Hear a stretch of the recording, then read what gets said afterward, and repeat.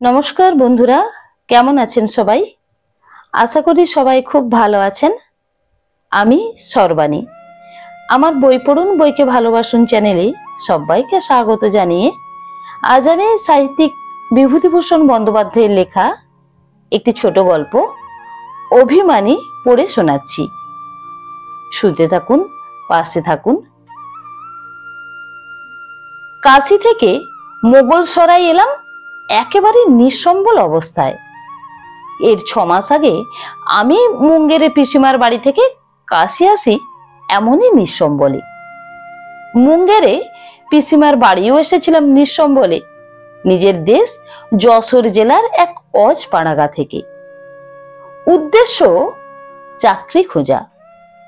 মুঙ্গেরে পিসেমশাই ও পিস্তত ভাইয়েরা আশা দিয়েছিল চাকরি জুটিয়ে দেবে।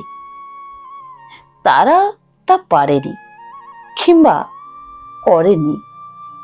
পিসিমা কেবলই শোক বাক্য দিতেন, থাকো না বাপু দুদিন, দেশ থেকে এসো, জলে তো আর পড়ে নেই তুমি। এমন কিছু নয় যে ঘরে তোমার ছেলে মেয়ে কাঁদছে, বলে আপনি আর কোপনি। কিসের ভয় তোমার একটা পেটের জন্যে? না চাকরি জোটে পিসিমার কুড়েতে দুদিন রইলেই বা। এ কথা আমার ভালো লাগলো না। কেনই বা আমি পরের বাড়িতে বরাবর থাকতে আর খেতে যাব? তা হবে না। চাকরি না পাই চলে যাব এখান থেকে। চাকরি যদি না করব তবে দেশে কাকার সংসারে থাকলেই তো হতো। কিছুতেই যখন কিছু হলো না, তখন একদিন কাউকে না বলে মুঙ্গের থেকে রওনা দিলাম। কাশী থেকে অবশ্যই পত্র দিয়েছিলাম পিসিমাকে, আমি কাশী চলে এসেছি এবং ভালোই আছি, তিনি না ভাবেন। কাশীতে এই 6 মাস থেকেও কিছু জোটাতে পারেনি। ছত্রে ছত্রে খেয়ে বেরিয়েছি, যাত্রীদের মুটেগিরি করেছি, কখনো বা হোটেলে বাসন মাজার কাজ করেছি, কিন্তু স্থায়ী চাকরি কিছুই জোটাতে পারিনি। এখন এমন দশায় এসে পড়েছি যে আর কাশী থেকে কোনো লাভ নেই, খেতে পাবো না। আজ সকালেই কাশী থেকে হেঁটে এসেছি মোগলসরাই, বাংলাদেশেই ফিরব। সকালে এক মুঠো ছাতুর দলা খেয়ে পেট ভরে জল খেয়েছিলাম। সন্ধ্যার সময় ডাউন পার্সেল এক্সপ্রেসে উঠবো ঠিক করে বসে আছি। অনেকে বললে ও ট্রেনে নাকি ভিড় কম হয়। আগে 4-5খানা ট্রেনে ভিড়ের জন্য উঠতে পারিনি। ভুল করে একখানা মিলিটারি স্পেশালে উঠে বসেছিলাম, হাত ধরে জোর করে নামিয়ে দিয়েছি। তখন বেলা 2:30, বেজায় খিদে পেয়েছি। সন্ধ্যেরও বেশি দেরি নেই। আমি প্ল্যাটফর্মের এক প্রান্তে বসে আছি। আমার কাছেই প্ল্যাটফর্মের নিচে কয়েকজন পশ্চিমা লোক আটা মাখছে ও ডাল বাজছে। ওদের মধ্যে একজন আধবুড়ো লোক, রোগা কালো, মাথায় একটা ময়লা ন্যাকড়ার পাকড়ি জড়ানো। হিন্দিতে আমায় জিজ্ঞাসা করলে, কোথায় যাবে? বাংলাদেশে। মাকান? ওই বাংলাদেশেই। কোথায় এসেছিলে? আমি সংক্ষেপে ওদের কাছে আমার সব কাহিনী বললুম। ওদের মধ্যে আর একজন ছোকরা মতো লোক বললে, কিছু খাওনি সারাদিন? ছাতু খেয়েছি ও বেলা। এ বেলা কি খাবে? হাতে পয়সা আছে কিছু? না। ওদের মধ্যে কি কথার বিনিময় হলো। একজন দল ছেড়ে উঠে কোথায় গেল। মিনিট 15 পরে ফিরে এসে বললে, বান হো গেলবা। ওরা সকলে মিলে আমার মুখের দিকে চাইলে, কি বন্ধ হয়ে গেল, কি ব্যাপার ওদের জিজ্ঞাসা করলাম। যে লোকটি উঠে গিয়েছিল সে বললে, এখানে ছত্র আছে, মুশারিফদের জন্য আজকের আটা আর আধ পোয়া ডাল সেখান থেকে দেয়। তোমার জন্য আনতে গিয়েছিলাম, তা বন্ধ হয়ে গিয়েছে। সেই পাকড়ি বাঁধা লোকটি বললে, গিয়েছে গিয়েছে, তুমি আমাদের এই খাবার থেকে খেও এখন। আমি বললাম, না না, তা হয় না, তোমরা খাও, তোমাদের খাবারে আমি ভাগ বসাবো কেন? ওরা সকলে একযোগে আপত্তি করলে। রামজির লীলা, তিনি আমাকে ওদের সঙ্গে পরিচিত করিয়েছেন। তারা যদি না দিয়ে খায় তবে ধর্ম থাকবে কোথায়? আমার আপত্তির পেছনে যে খুব জোর ছিল তাও নয়। ওরা হাতে চাপড়ে মোটা মোটা চাপাটি তৈরি করলে এবং একটা মাটির ভাঁড়ে কাঠকয়লার ঢিমে আছে অড়হরের ডাল চাপিয়ে দিলে। আধ ঘন্টা পরে রান্না নামিয়ে আমায় দুখানা চাপাটি এবং সেই চাপাটির ওপরেই খানিকটা অড়হরের ডাল ঢেলে দিয়ে বললে, খা লিজিয়ে। ওদের মধ্যে একজন বললে, জুঠা মত কিজিয়ে, ठहरिए थोड़ा, एक गो निमक लीजिए। निमकी অর্থাৎ এক খণ্ড লেবুর আচার আমার চাপাটির এক কোণে ফেলে দিলে ওপর থেকে, পাছে এটু করে থাকি এই ভয়ে। সবাই একসঙ্গে ভোজন আরম্ভ করা গেল। ওদের ভদ্রতায় মুগ্ধ হলাম। কোথাকার কে তার ঠিক নেই, জাত নয়, জ্ঞাতি নয়। আমার জন্য কি মাথা ব্যথা? মানুষের মধ্যেই দেবতা বাস করেন, এ সেদিনও বুঝলাম। এর আগে কাশিতে নিঃসম্বল অবস্থাতেও কয়েকবার বুঝেছিলাম। খাওয়া দাওয়া হয়ে গেলে ওদের মধ্যে একজন বললে, বাবুজি আব জায়গা হাম লোগ কো সাথ। কোথায় যাব? जिला चंपारण, थाना रामनगर, गांव मनियारी। সেখানে গিয়ে কি করব? তোমাকে আমরা থাকতে দেব, খেতে দেব, তুমি বাঙালি বাবু আমাদের ছেলেদের ইংরেজি পড়াবে। বেশ, যাব। মনে ভাবলুম, আমার আবার কি, যেখানে ভাত জোটে সেখানেই আমার বাড়ি ঘর। ওদের গাড়ি এলো, আবার কাশির দিকে যেতে এলো। কাশি থেকে গোরখপুর, সেখান থেকে খেয়ায় গন্ডকী নদী পার হয়ে ওটি রেলওয়ের গাড়িতে উঠে পরদিন রাত 9টায় গাড়ি এলো। আবার কাশির দিকে যেতে হলো। কাশি থেকে গোরখপুর, সেখান থেকে খেয়ায় গন্ডকী নদী পার হয়ে ওটি রেলওয়ের গাড়িতে উঠে পরদিন রাত 9টায় নামলাম নারকাটিয়াগঞ্জ। সেখান থেকে আবার ব্রাঞ্চ লাইন গেল রামনগর। রামনগর থেকে হাঁটা পথে ওদের গ্রাম মনিয়ারি, প্রায় 12 মাইল। মধ্যে সেচ বিভাগের খাল পার হতে হয় 2বার। দিন 3 লাগলো সব শুদ্ধ, কিন্তু এখানে এসে বেশ লাগলো। বড় সুন্দর জায়গা। আমি যখন ওদের গ্রামে পৌঁছেছি তখন বেলা 3টে। দূরে একটা সাদা মতো জিনিস পাহাড়ের মাথায় দেখা যাচ্ছিল অনেকক্ষণ থেকে। আমি মনিয়ারি ক্যানেল পার হবার সময় থেকে পর্যন্ত চেয়ে আছি। বললাম, কি ওটা? ওরা বললে, बर्फ। वो हिमालय गिरी ना है, हिमालय में जो बर्फ गिरता है ওই বরফাবৃত হিমালয়ের দৃশ্য কখনো দেখিনি। অমন দেখায় নাকি? কি অদ্ভুত, কি সুন্দর! এদেশে আমি না খেয়েও পড়ে থাকবো। দিন 2 কাটলো। ওদের মধ্যে পাকড়ি পরা আদিবাসী লোকটির নাম মাধলাল, অতি ভদ্রলোক, অবস্থাও বেশ ভালো। পাড়াগাঁ অঞ্চলে বড় চাষি গৃহস্থ। 25-26টা দুগ্ধবতী গরু বাড়িতে, দুধ দেয় প্রায় 1 মণ। ধান ও গম যথেষ্ট। মাধলালের বাড়িতে ওর মেয়ে রাখনি আমাকে বড় যত্ন করে। কেমন সুন্দর মেয়ে, আর কি শান্ত মুখশ্রী। এদেশের সকলের মুখেই সারল্য ও নিষ্কলুষতার ছাপ।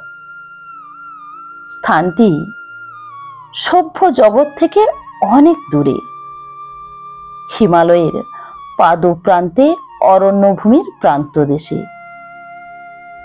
মাছ মাংস ডিম খুব মেলে, তবে এখানে মাছ বা মাংস সাধারণ লোক খায় না। দুধ ঘি প্রচুর।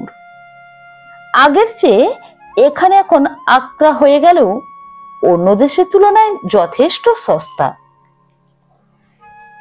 এখানে এসে যেন একটা অদ্ভুত মায়ারাজ্যে এসেছি বলে মনে হলো। যেমন সকালের রোদ, তেমনি বিকালের রাঙা সূর্যালোকে দূরের তুষারাবৃত হিমালয় কি অদ্ভুত দেখায়। আমি গ্রাম থেকে বেরিয়ে বেড়াতে বেড়াতে বনের ধারে পাহাড়ি নদী কুসুমায়ের ধারে শিলাখণ্ডে বসে থাকি। নদীটার ভালো নাম কি? কুসুমবতী? এ যদি হয় তবে ওর নাম সার্থকই বটে। কত কি পুষ্পিত বন্যলতা ও কাছে ঝুঁকে পড়েছে কাঁচ স্বচ্ছ জলের ওপর। যেখানে সেখানে শিলাখণ্ড ছড়ানো, যেখানে খুশি বসে থাকো। খুব বড় শিলাখণ্ড আছে, যার উপরে 8-10 জন লোক স্বাচ্ছন্দ্যেই বসে থাকতে পারে। সেখানে ছায় বসতাম আপন মনে। ঘন জঙ্গল ও দূরের তুষারাবৃত শৈল শৃঙ্গের দিকে চেয়ে কত কি ভাবতাম নির্জনে। খেতে পেতাম না কাশিতে। তার আগেও কাকার সংসারে কি হেনস্থা, কি লাঞ্ছনা না গিয়েছে। হাতে পয়সা না থাকলে সবাই নিচু চোখে দেখে। এখানে এসে আনন্দ পেয়েছি, শান্তি পেয়েছি। মাধলাল আমায় ছেলের মতো যত্ন করে। আমি ওকে কাকা বলে ডাকি। এ কাকা আর আপন কাকার কি তফাৎ তাই ভাবি। 2-4টি ছেলে মেয়েকে ইংরেজি পড়াই। সারা গ্রামে মুন্সি চমনলাল আর আমি, এই 2টি মহাজ্ঞানী পণ্ডিত ব্যক্তি বিদ্যমান। বাকি যারা, তারা কায়ক্লেশে নাম সই করতে পারে। রাখনি সন্ধ্যায় বলে, বাঙালি বাবু, আমি আজ তোমার জন্য ভাওরা পাকাবে, খাবে তো? সে কি, ভাওরার নাম শোনোনি? রাখনি খুব অবাক হয়ে যায়। ই আবার কোন দেশের লোক যে ভাওরার নাম শোনেনি? সে হাত নেড়ে দেখিয়ে বললে, আটার হয়, এমনি গোল গোল, গুটের আগুনে পোড়াতে হয়, ঘি জবজবে আলুর চোখা দিয়ে খেতে হয়। আলু ভাতে দিয়ে ভালো লাগে খুব, খেয়ে দেখো। আর বাঙালি বাবু, কি তুমি বাপজিকে বলো তোমার কাছে আমি ইংরেজি পড়বো?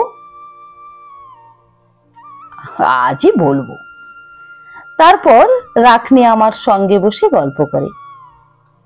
বাঙালি বাবু, এখানে থাকো, কোথাও যেতে দেব না। মাঠা খাওয়াবো, ছাতুর লাড্ডু খাওয়াবো, মালাই মিঠা খাওয়াবো। তা না হয় খেলাম, কিন্তু মাছ মাছ না খেলে বাঙালির শরীর টিকবে কতদিন? রাখনি খিলখিল করে হেসে ওঠে।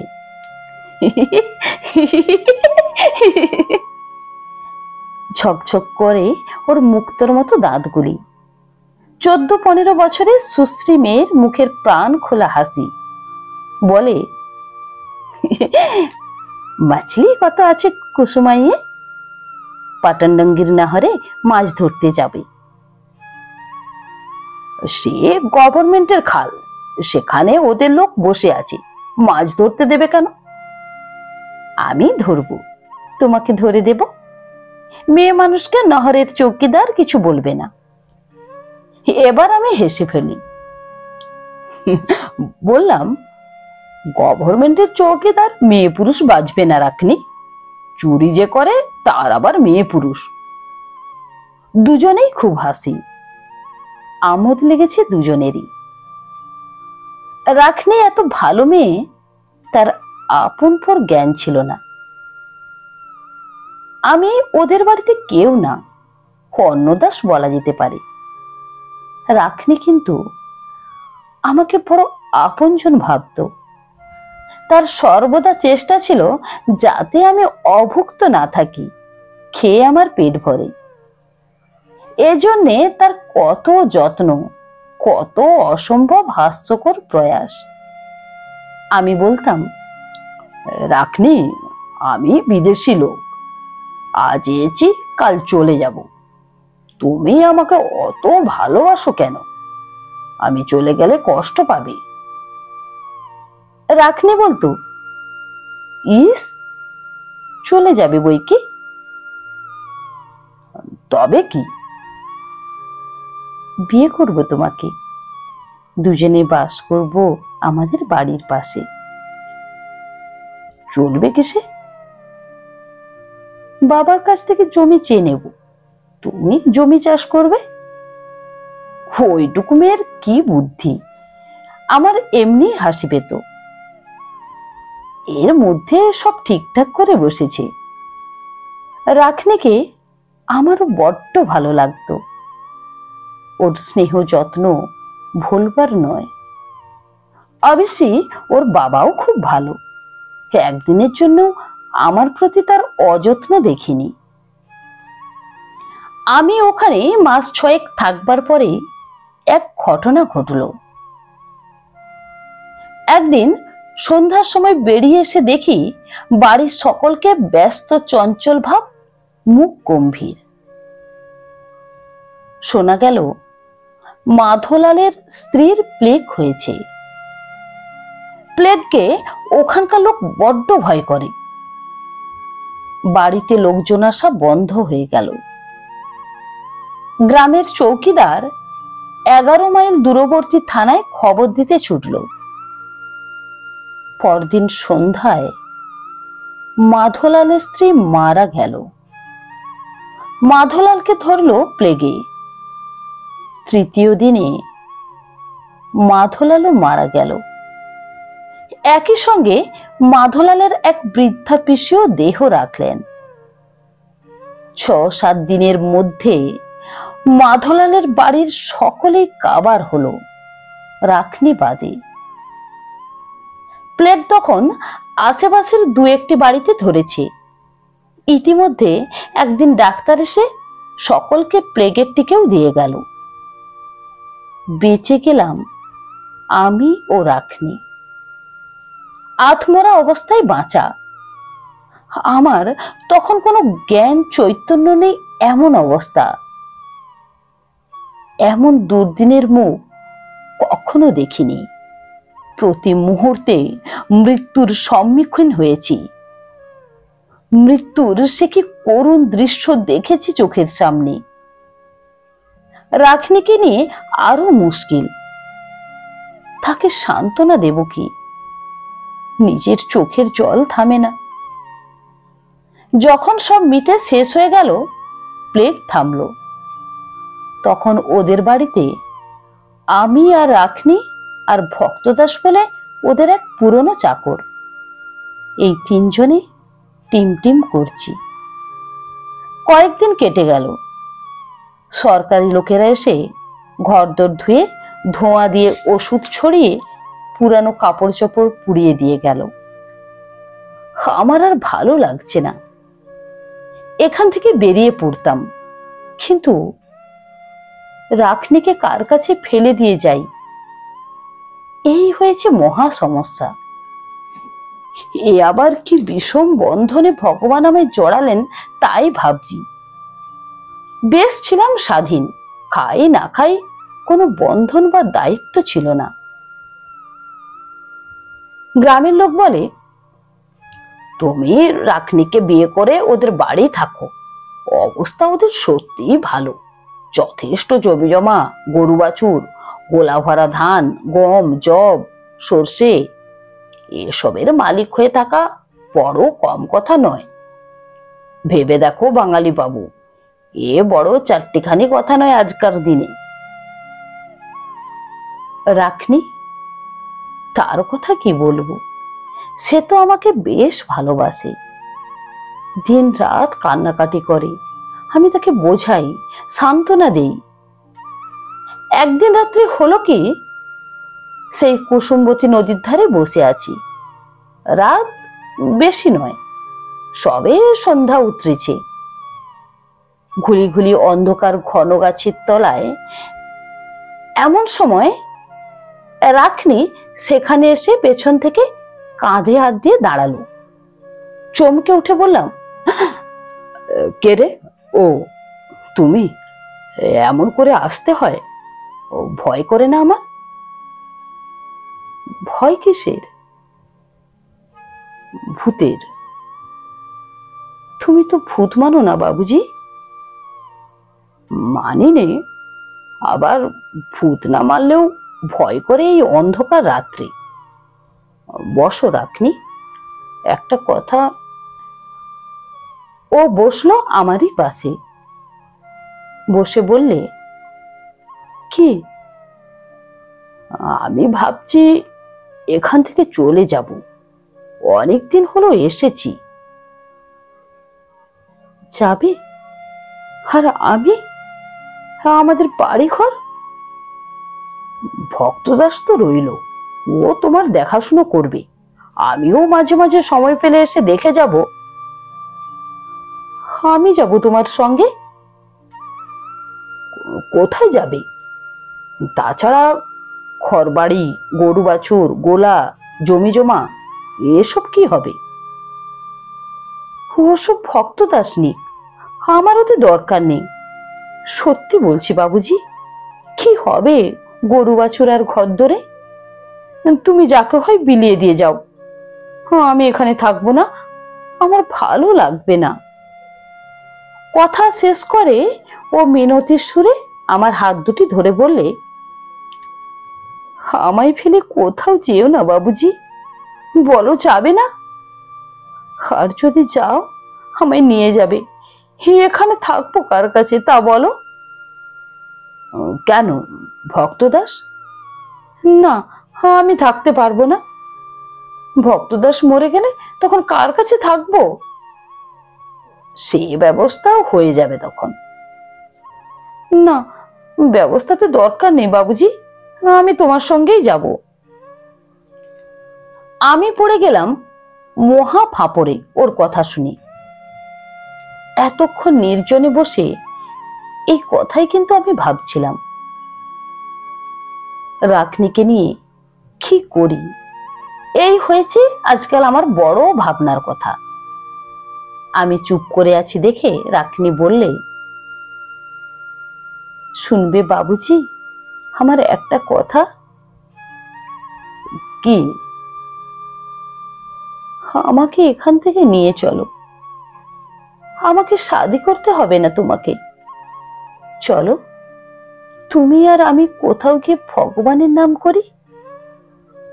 কি হবে এখানে থেকে? ভালো লাগে না। আমি ওর মুখের দিকে অবাক হয়ে চাইলাম। 15 বছরের মেয়ের মুখে এ কথা সত্যি আশ্চর্য। রাখনি এই বয়সে সংসার বিরাগিনী হয়ে উঠল কিভাবে? আমি বললাম, সত্যি যাবে? ও জোর করে বললে, নিশ্চয়ই যাব, নিয়ে চলো আমাকে।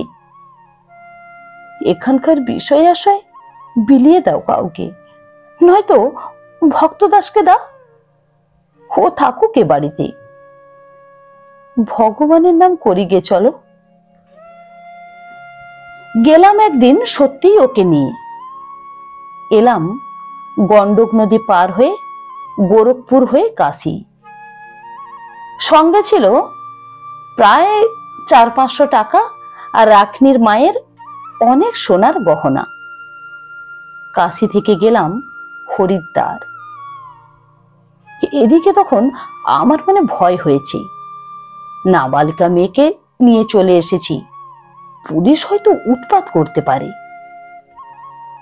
এক ধর্মশালায় উঠে দিন তিনেক থেকে রাখনিকে নিয়ে কনখলে গেলাম। এক পান্ডার বাড়ি ওকে রাখলাম। রাখনি বলে, তোমার কাছে থাকবো, এখানে কেন? তুমি জায়গা ঠিক করো, আমরা দুজনে সেখানে থেকে ভগবানের নাম করব। দিন দিন একটা আশ্চর্য ব্যাপার লক্ষ্য করতে লাগলাম। হরিদ্বারে এসে পর্যন্ত ভগবানের পথে যাবার জন্য ওর প্রাণ ব্যাকুল হয়ে উঠতে লাগলো। এক বাঙালি সাধুর সঙ্গে খুব আলাপ হয়ে গেল গঙ্গার ধারের ঘাটে। তার নাম স্বামী বাসুদেবানন্দ। তার আশ্রমেও আমরা গেলাম। কনখলে গঙ্গার ধারে একটা পুরনো দোতলা বাড়িতে তিনি থাকেন। স্থানটি নির্জন, বাঁধানো ঘাট পুরনো বাড়ির নিচেই, পুরনো মন্দির ঘাটের ওপরই। কিভাবে আলাপ হলো তা বলি। আমরা সেই পুরানো ভাঙা ঘাটে গিয়ে বসেছিলাম সন্ধ্যাবেলা। ওপারে কি একটা পাহাড়, পরে নাম শুনেছিলাম চণ্ডীর পাহাড়। রাখনির বেশ গলা, ও গুনগুন করে ওর বাবার মুখে শেখা একটা রামজির ভজন ধরলে দেখি ওর চোখ ছলছল করছে।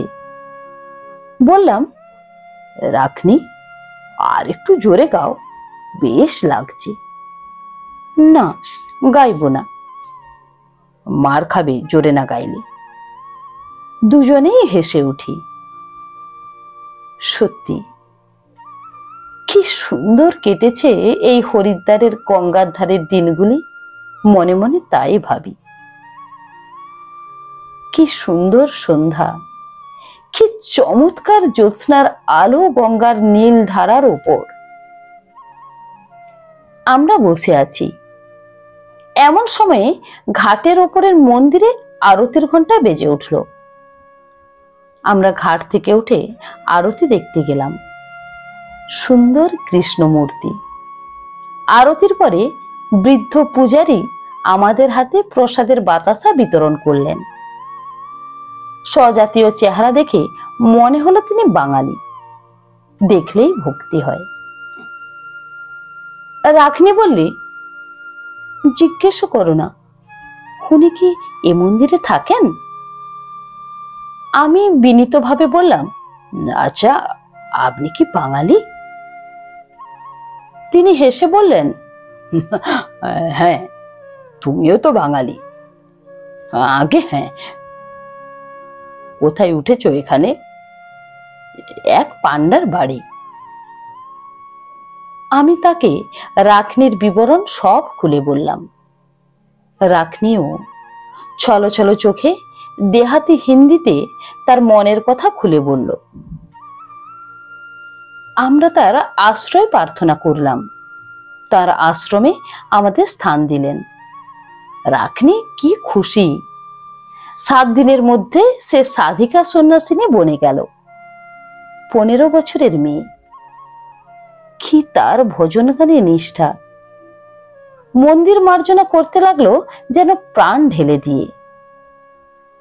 বিগ্রহের পূজার সমস্ত আয়োজন, ফুল তোলা, পুজোর বাসন ধোয়া মাজা, ধূপ ধুনো দেওয়া, সবও করবে কি একাগ্র মনে, কি ভক্তির সঙ্গে। এখানে এসেও ভাবতে লাগলো যেন নিজের স্থানটিতে এসে পৌঁছেছে এতদিনে। বাসুদেবানন্দ সন্ধ্যাবেলায় ওর মুখে হিন্দি ভজন শুনে বড় খুশি। একটি না দুটি মাত্র ভজন সে জানে, তার বাবার মুখে শোনা। তার মধ্যে একটা হলো তুলসীদাসের পঙ্গু চড়ে গিরিপ গহানো মুখ করে বাচাল। বাসুদেবানন্দ ওর পিঠ সস্নেহে চাপড়ে বলতেন, পাগলি, আর জন্মে তুই ব্রজের গোপী ছিলি, এই বয়সে এত কৃষ্ণ ভক্তি এলো কোথা থেকে তাই ভাবি। তার ফুলের মতো পবিত্র বালিকা মনটি সর্বদা উন্মুখ হয়ে থাকে এতটুকু ভক্তির আলো পাবার জন্য। মন্দিরের বিগ্রহের অমন প্রাণ ঢালা সেবা দেখে স্বামীজি নিজেই মুগ্ধ হয়ে গেলেন। রাখনির চেহারা দিনে দিনে বদলাচ্ছে, সে যেন ওই মন্দিরে চিহ্নিত দেবদাসী কত কাল থেকে। রাখনি আর আমার সঙ্গে কথা বলে না। দিন দিন সে মন্দিরের কাছে নিজেকে বিলিয়ে দিচ্ছে। ও দূরে সরে যাচ্ছে ক্রমশই আমার কাছ থেকে। একদিন ওকে বলি, রাখনি, আমি ভাবছি এখান থেকে চলে যাব। ভেবেছিলুম ও বোধহয় বলবে, আমাকে নিয়ে চলো। কিন্তু ও নির্বিকার ভাবে বললে, কবে? 2-1 দিনের মধ্যে। আবার কবে আসবে? দেখি। এতেও কিছু বললে না। রাখনির মন অন্যদিকে চলে গিয়েছে। আমায় আর ও চায় না। বড় দুঃখ হলো মনে। মনে পড়ল কুসুমবতী তীরে সেই সব সন্ধ্যার কথা। কি মধুর হয়ে আছে সেগুলি স্মৃতি মনের কোণে। কত দূরে চলে গিয়েছে সেসব দিন, আর কোনো দিন ফিরবে না। বেশ বুঝতে পারি আর ফিরবে না। এক এক সময় ভাবি, ভুল আমি করেছি। রাখনিকে বিয়ে করে ওদের গ্রামেই বাস করতে পারতাম। সকলেই বলেছিল, রাখনিও বলেছিল, কারো কথা শুনিনি। একদিন কাউকে কিছু না বলে কনকল থেকে রওনা হলাম। আজ 7-8 মাস হয়ে গেল, আর যাইনি, চিঠিপত্রও দেইনি, যাবও না। আশা করি রাখনি সুখী হয়েছে। তবু ভুলতে পারিনি কুসুমায়ের ধারের সেই অপূর্ব সন্ধ্যাগুলি। রাখনি আমার হাত ধরে বলেছিল, কোথায় চলে যাবে বাবুজি? যাও তো, আমায় নিয়ে যেও। পেছনের দিন পেছনেই পড়ে থাকে, আর কোনোদিনই সামনে এসে এগিয়ে দাঁড়ায় না। আমি এসে আবার কাকার বাড়ি ঢুকেছি।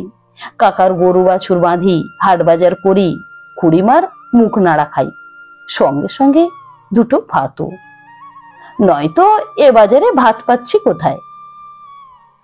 বন্ধুরা, আমার এই গল্প পাঠ যদি আপনাদের ভালো লেগে থাকে, তাহলে আমার গল্পটিতে একটি লাইক দিয়ে আমার চ্যানেলটি সাবস্ক্রাইব করে আমার সঙ্গে থাকার অনুরোধ রইল।